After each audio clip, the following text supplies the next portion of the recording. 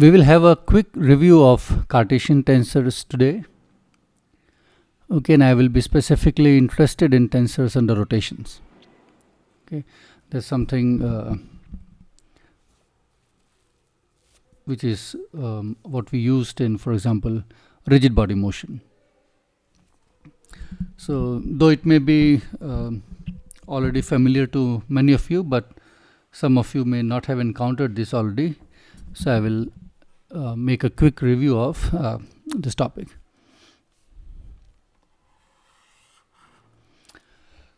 Okay, so suppose you have some coordinate system, Cartesian coordinate system, and this is the origin O of the system, and there is some point P here.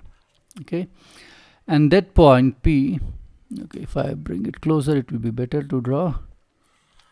Okay, it will be easier to draw. Okay, so here is the point P, and this point P has a position vector r. Okay, now imagine rotating this vector r by some amount. So we do an orthogonal transformation and we take the point P from this location to some other location. Okay, now if I do so, then the components of this vector r, which I denote by x, y and z, let me put it as a column. Okay, these numbers will change to something else. So the vector r will go to vector r prime, the new vector which you get after rotating this by whatever rotation you wish to do, and the new components will be x prime, y prime and z prime.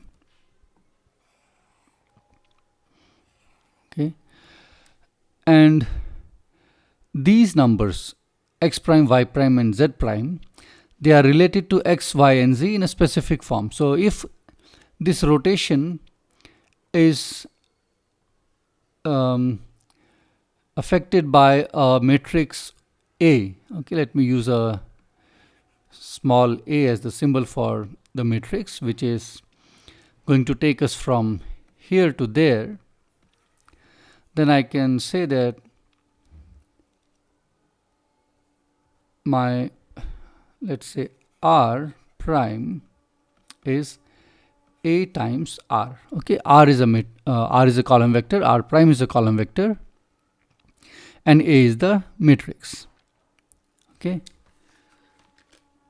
now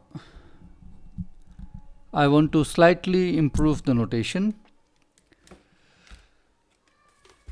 and I will write instead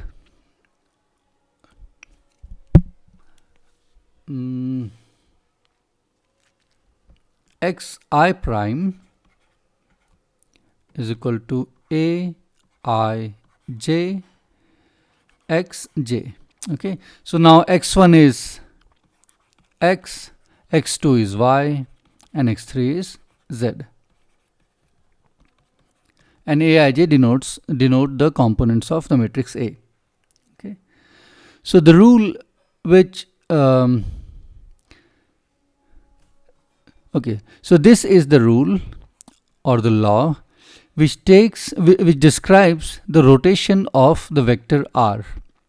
Okay, now I already know that this is something, this is a vector quantity, the vector r. Okay, because we defined it, we already know what we mean by a vector. Now what I'm saying is that any quantity which is a set of three numbers, okay, let's say you are given some quantity, let me see what I have used as a symbol. Okay, let's say some quantity a which is really a set of three numbers, let's call it a1, a2 and a3. Okay, now if I do a rotation and these three numbers a1, a2 and a3, they mix among themselves under rotation in exactly the same way as these components have mixed these for the position vector. then I say that A is a vector. Okay, let me say again. If the rule of mixing of these numbers is same as the rule for mixing of these numbers under a rotation, then I say A is a vector. Okay, so for me the position vector is a prototype, and anything which transforms in the same way would be a vector for me. Okay, now just hold on for a second.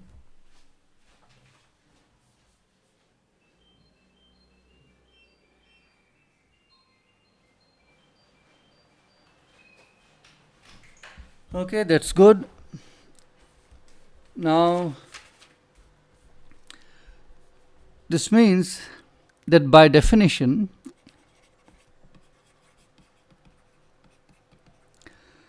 the transformation law of rule for A under rotations would be the following. So if this is the rule for position vector, which is the prototype, then the rule for A's would be this. Okay, the same rule, exactly the same rule. See here what it says. It says that x1 prime is a11 x1 plus a12 x2 plus a13 x3. Okay, and whatever these matrices are, these numbers are, the same things will appear here. So this will be a11 a1 plus a12 a2 plus a13 a3. Okay, so that's the definition of a vector for us. Now let's ask why, for example, distance between 2 points is a very useful quantity. Now it's very useful quantity because that is something which does not change upon rotation. Okay, so if you do a rotation of your coordinate system, or if you take the vector itself and rotate it, the length is not going to change. So let's see here. So I'm saying if you have vector r and you take a square of it, which is in the notation of x will be xi. There is a summation over I implied, so Einstein summation.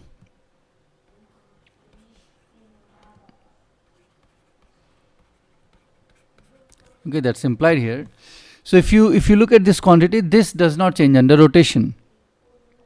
Such quantities are called scalars. So these are scalars under rotation. So this quantity is a scalar under rotation. Okay. Now you have seen already a vector, some vector we said we can define. Now I ask what this quantity would be. Well, now this quantity would also be a scalar. You see, it has to be a scalar because the prototype is becoming a scalar. So if you have xi, then the prototype tells you, prototype vector tells you, if you put two copies of the same thing and you sum over all the indices, it's going to be a scalar. Then this guy has no other option but to be a scalar because the transformation law is identical. Okay, so this will also be a scalar.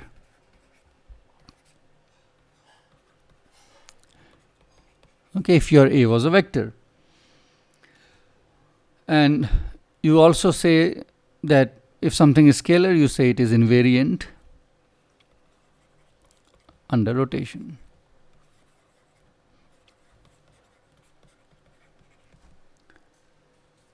Okay, now you should realize that it does not matter what the vector AI really is. It could be physically whatever quantity it is. Okay, I'm making no assumption about the physical content of the vector A.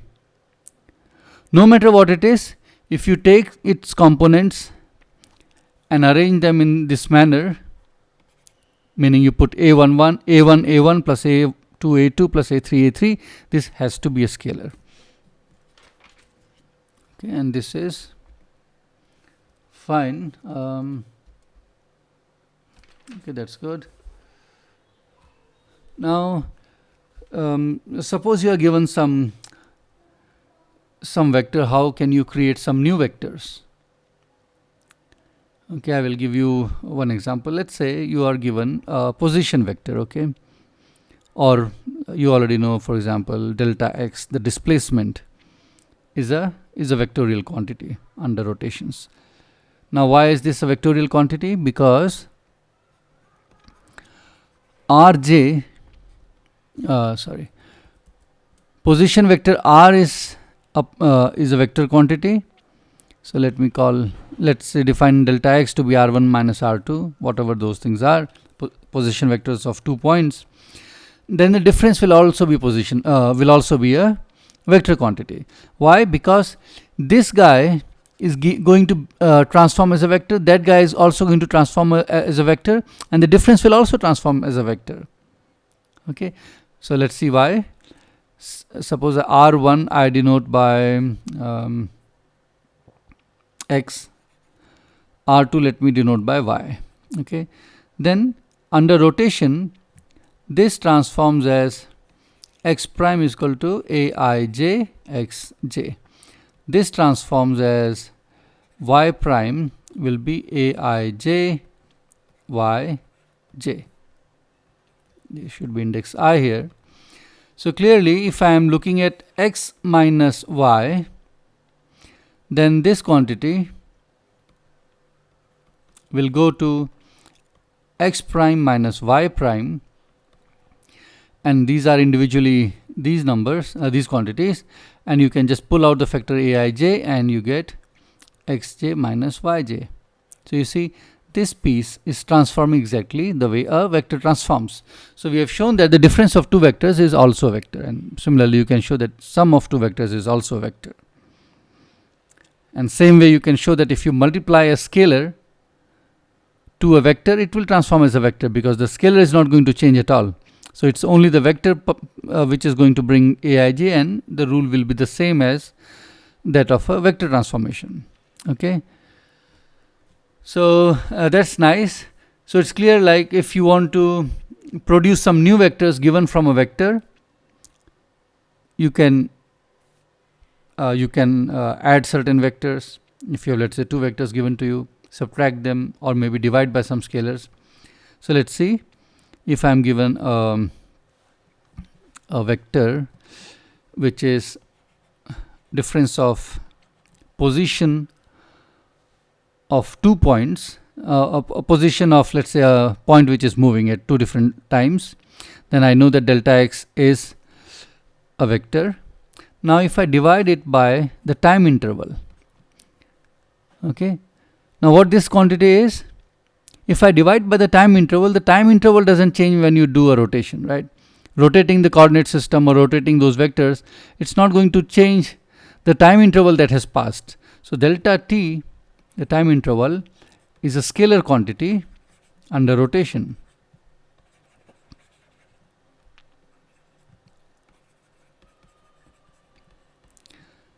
If so, then the argument I gave a couple of minutes ago makes it evident that this ratio delta x over delta t has to be a vector quantity, and that is why your velocity is a vectorial quantity. Okay, now you can again take acceleration, and the same argument you can use to argue that acceleration would be a vector quantity. Similarly, you can talk about force. Look at force. What is force? Force is mass times acceleration.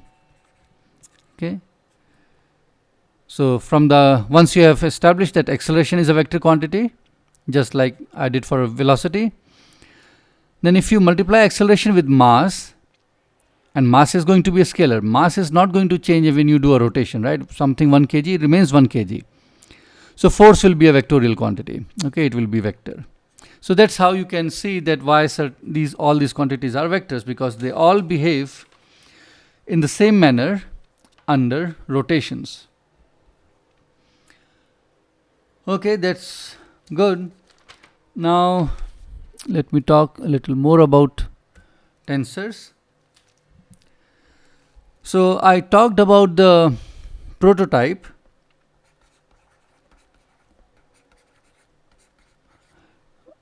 and the prototype vector was the position vector. Okay,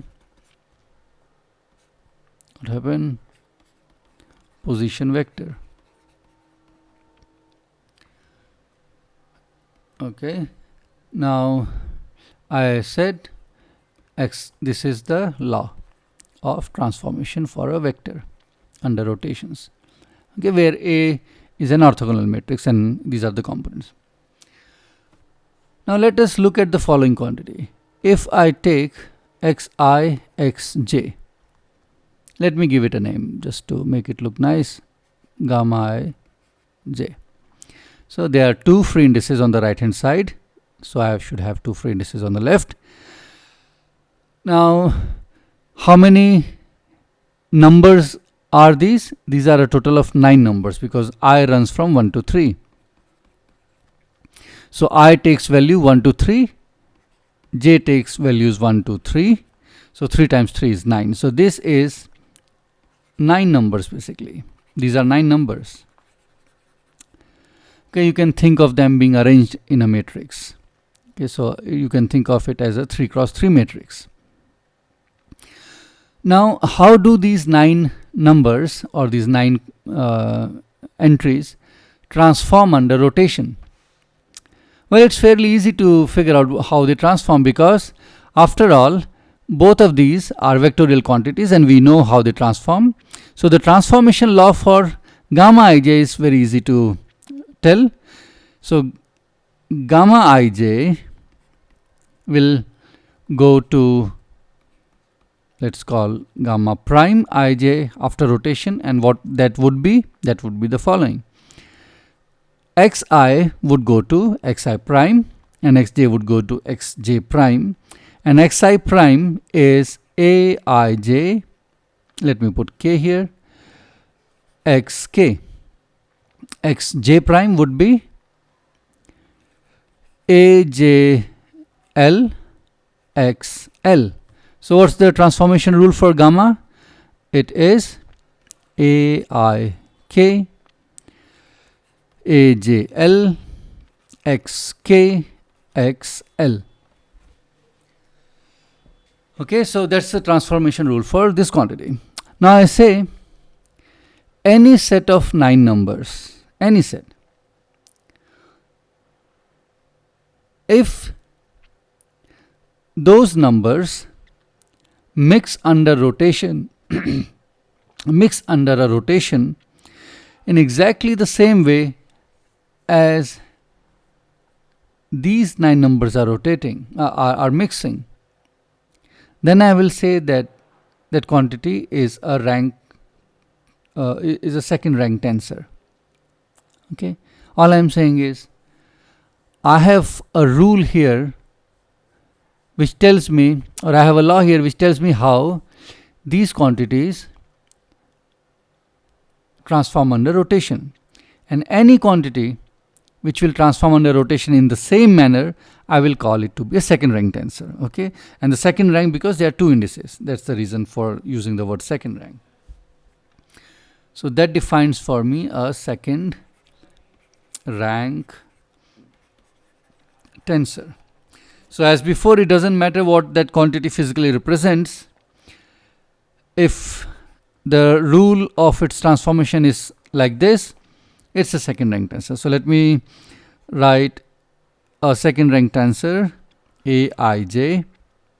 Okay, and let's say this guy is getting there is a rotation, and we ask how aij transforms. It transforms as the following: aij aik ajl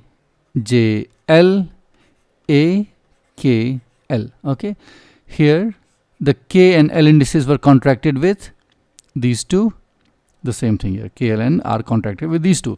So that's the transformation law for second rank tensor, and I can generalize it and define a rank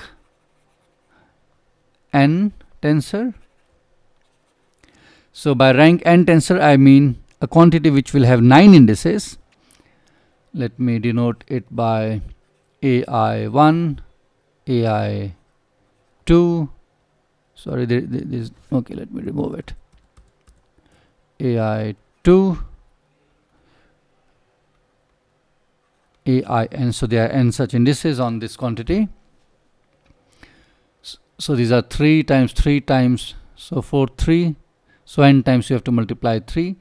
Those many elements this quantity has. And the transformation, what will be the transformation law for this? It will be very easy to guess, because what we will do is we will put n number of such pieces. So xi1, xi2, xi3, so on and so forth, xin. And the manner in which that quantity is going to transform, okay, I will take that as the definition of the transformation law for this rank n tensor, and you can immediately see what that would be. It would be AI1 J1, AI2 J2, AIN Jn times A J1 J2 Jn. Okay, so that's the transformation law for a a rank n tensor.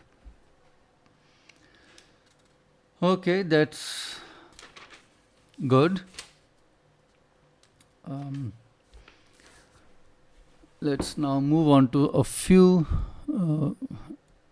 How do I go? What happened?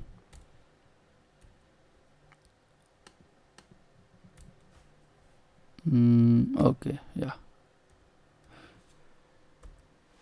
Okay, so now let's look at some special tensors for the case of rotations which we are considering, and all these are Cartesian tensors. Let me write it down. Some special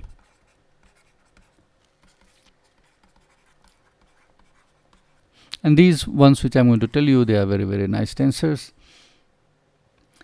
So first one is delta ij, okay, that you are familiar with, and the second one is also epsilon ijk. I'm sure you are familiar with that too. So let us first look at delta ij. Delta ij is defined to be plus 1 if I is equal to j, that you know already. It's 0 if is I not equal to j. Okay. So now if I am saying that delta ij is a tensor, then I already imply how it's going to transform under rotations, which is the following. So let's say I'm given delta ij and I do a rotation, then it will become something else. Okay, it will become some new set of numbers, delta prime. Okay, and what will be the transformation rule? So you have started from delta ij. It will give you ai k a j m delta k m. Okay, that's a transformation rule for this. Okay, that's nice. Now look at this. It is aik ajm delta km. Okay, so you have m summed over.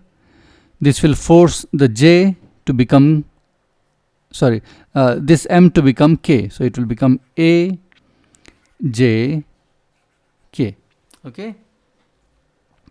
Now this is, let me do it slowly and carefully for you. aik. This is A transpose kj. All I have done is interchange these two indices, and I can interchange provided I, instead of A, I write A transpose. Okay, because when you transpose, the indices get interchanged, or the entries get interchanged. Now what is this? This is just the product rule of two matrices. So this, what you have in this line is A times A transpose, and you are looking at ijth element of this matrix. Now what is A times A transpose? You see, we are talking about rotations. So the matrix A is an orthogonal matrix, which means A times A transpose is identity.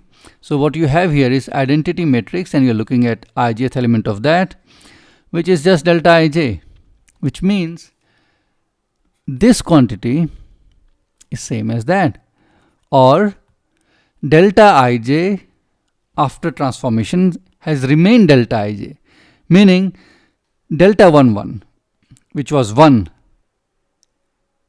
still is 1 after the rotation. Delta 1 2, which was 0, has not become something else, it still remains 0. Okay, that is what it says. So this is an invariant tensor.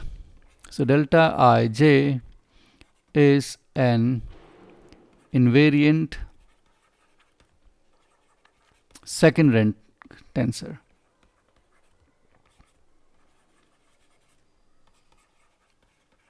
Under rotations. Okay, and this is why it's also very useful, because this guy is not going to change. Let's look at another important, very useful tensor, which is Levi-Civita fully antisymmetric tensor.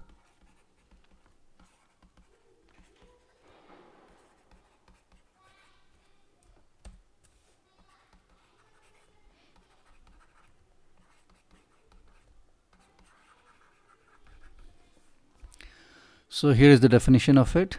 Epsilon I j k. Now this quantity is plus 1 if I is 1, j is 2, and k is 3. Okay, it is 0 if any two indices are same. Okay, also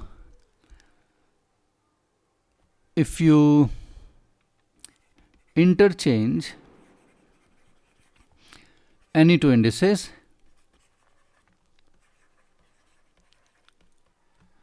for example, if you interchange I with j, you get a factor of -1. Yeah, you get a factor of -1.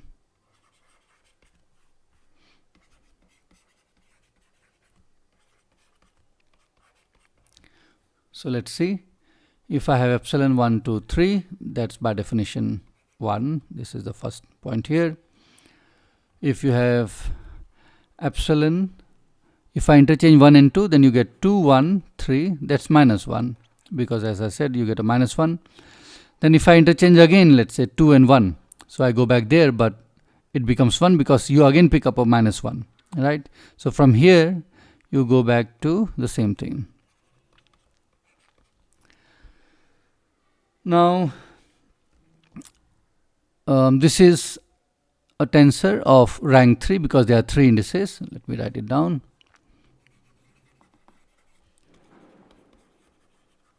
Okay. And it's fully antisymmetric under interchange of its indices. Now if I ask how do these numbers epsilon 1 2 3, epsilon 2 1 3, and blah blah, they transform under rotation. They transform under rotations in the following manner. So for each index I, you have to just write the rule of vector transformation. That's what I will do. Okay, so how does index I transform? Index I transforms as, not j, I should use something else. Let me use L. AIL, then you have epsilon L. How does the index j transform? It transforms as ij m m. How does the index k transforms? It transforms as this, ij k l m n. That's good. Okay, that's the transformation rule for epsilon. Okay, now I hope you are already aware of this. I will write it down here on the side. In determinant of any matrix, not any matrix, a square matrix, can be written as this. So you can write this as epsilon I1 up In. Okay, so let's say for our case, let's say we have 3 cross 3 matrices only. So epsilon I1, I2, I3. Then you have A1 I1, A2 I2, A3 I3. Okay, and a determinant of a matrix can also be written. So here you have 1, 2 and 3 written and 1 epsilon. I can write it using 2 epsilons, and instead of having 1, 2, 3, you will have indices which will get contracted between the two epsilons. So you can also write it as epsilon I1, I2, I3, epsilon J1, J2, J3. Then you have A I1, J1, AI2, J2, AI3, J3. Okay, so you can use this in what we were discussing here. So let's see here what is epsilon prime 1, 2, 3. So I've done a rotation. I want to know what is epsilon prime 1, 2, 3. What is the new thing here? So you have A1L, A2M, A3N, and you have epsilon LMN. Okay, this is same as what you have here. These 3 indices on the epsilon are contracted with these 3 factors of A. So here epsilon 3 indices, these are contracted with the indices on these A, which means this is just determinant of A. Now you know already that we are talking about rotations, which means the determinant of A is 1, which means epsilon prime 1, 2, 3 is same as epsilon 1, 2, 3. Remember, epsilon 1, 2, 3 was 1. So even after a rotation, the corresponding first this component has remained unchanged. Okay, that's nice. Now let's see what happens when I interchange any 2 indices here. Let's say I and j. Let's say I interchange these 2. So let's see that. See, when I interchange these 2, it will become epsilon jik. So here you will have AJL, AIM, AKN, and epsilon LMN. Okay, let me write down here. So if I interchange J and K, you get JIK. Okay, so epsilon prime JIK. And here you will have AJL,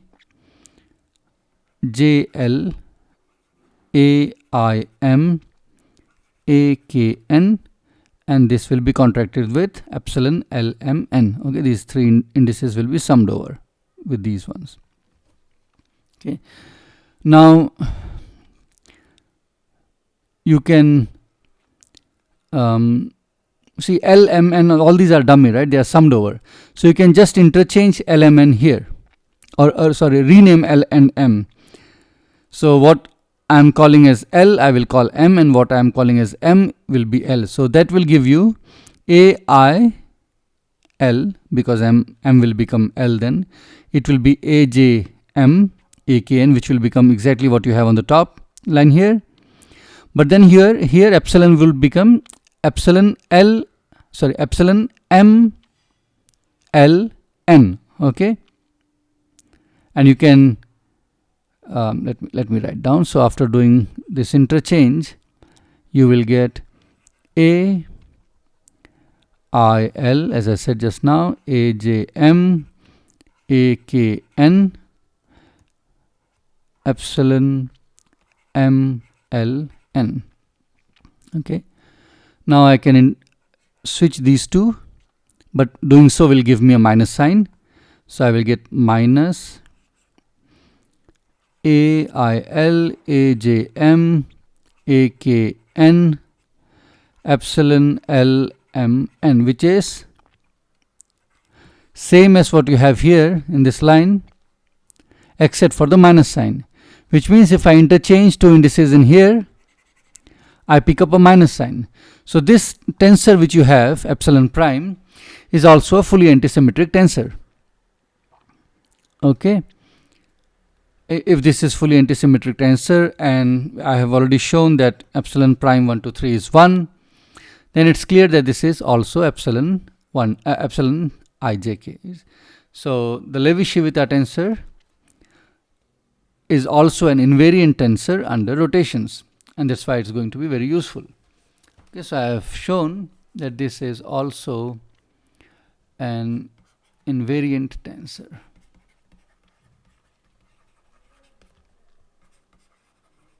Okay, I have only talked about rotations. I have not talked about inversion. So I'm not, but you can go and read about why it's a pseudo tensor. But for me, it's fine. All I deal with is rotation. So I'll just call it tensor and not make a qualification that it's a pseudo tensor. Okay. Another thing. So let's start with the vector A, I, and I construct, let's say, a rank 2 tensor using the vector A, and I define AI J. Now what I can do is I can contract these two indices, meaning I can make the two same, which I can do like this. So I've inserted a delta here, and because all these indices are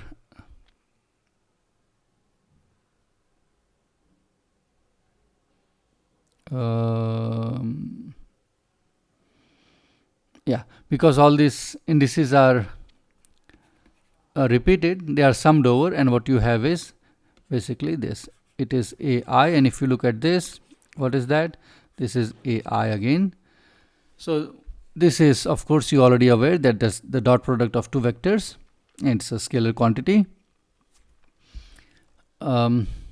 This is called, this procedure of starting with something with the rank 2, for example, or whatever rank, and reducing or contract or identifying two indices like here. So you start from I and J and you end up with I and I. This procedure is called contraction. Okay, so when you have made a contraction, you have reduced the rank of the tensor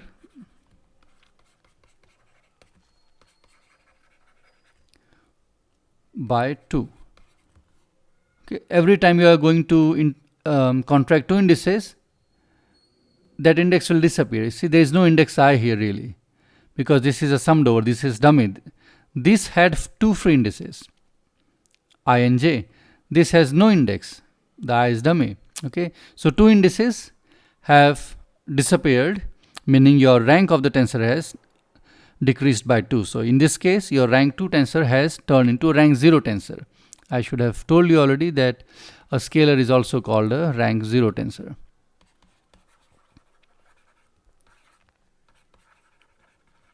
Okay. So if you had something like with several indices, let's say gamma I, J, K, L, whatever, and if you contract these two, then from 4 rank you go to 2 rank 2. Okay, so that is what contraction does. That's fine, that's good. Okay, let's ask one simple question now. Suppose I give you two vectors, AI and BJ, and I ask you to construct a scalar quantity, a new vector quantity. You already have AI and BJ, but something new, and also rank 2 tensor, things like that. Okay, so I'm asking, given two vectors AI and BJ, vectors a and b, construct a scalar, a vector, a rank 2 tensor, okay, and so on. So let's see what you'll do. Well, scalar is easy, we have already seen. So scalar would be simple. I will just contract the two indices. So I'll get AI. There are several possibilities. So I will have AI. I can also do AIBI. I can also make BI. Okay, so we can make several scalars. How about a vector? Of course, you have A and B as vectors. Something else can we do?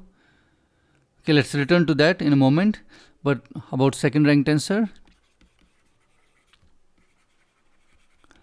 That's easy. You can put AIBJ. That's a rank 2 tensor. Now, if I want to have a scalar, I will, if I want to have a vector quantity, I have to have only one free index, because a vector carries only one free index. Okay.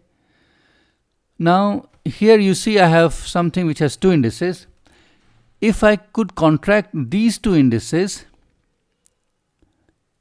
with something carrying three indices, then you will be left with only one index, because 3 plus 2 is 5. And if you contract these two indices, so you'll be reducing each time by 2. So 5 minus 2 times 2 is 1, and it will be a vector. So let's see. Let's see like this. I'm given AI BJ. I construct a rank 2 tensor AIBJ. I always have epsilon Levi-Civita tensor at my disposal, and I contract this. Okay, let me use slightly different indices. Let me write A K AJBK.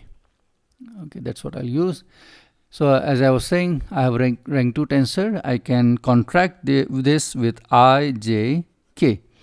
So these two will be gone. Okay, these will become dummy. Einstein summation convention will be enforced, and you're left with a quantity which has only one index, I. And because the way we have built up everything, each index transforms as a vector. So whatever you get here will have one index, and that index has to transform as a vector. So